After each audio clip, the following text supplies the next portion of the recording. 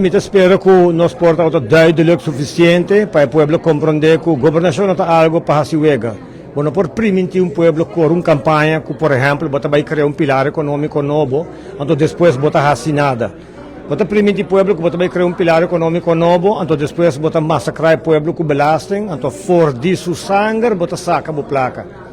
Sabe todo qual nós está condenar, nós está vendo que basta que cobre o povo aqui, todo belasting aqui.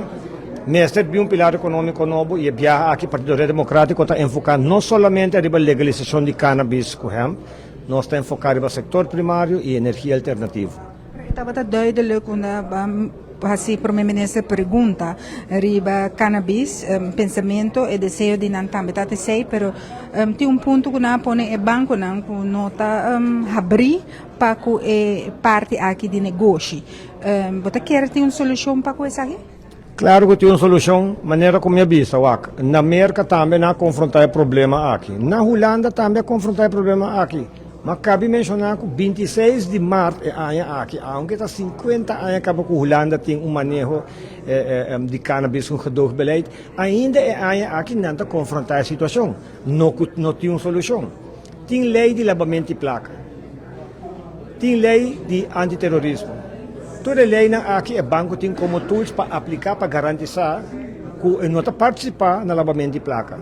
Essa aqui todo qual está o ordem usar também em todo outro país, na América, na Colômbia, na Holanda.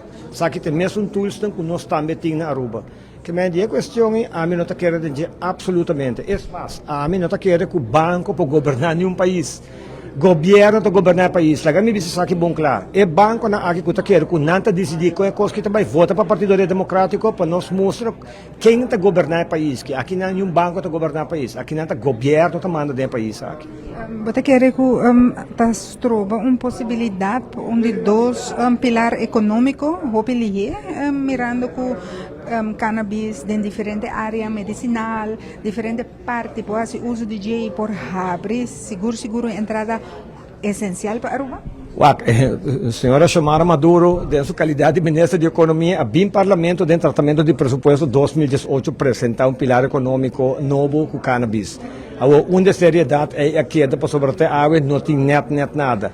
Claro que está algo que nós por fazer, claro que está algo que nós mistera fazer, é mais, a noite, a parte do senhor Gilbert, me entende nenhum gente menciona net nada over de um pilar econômico novo.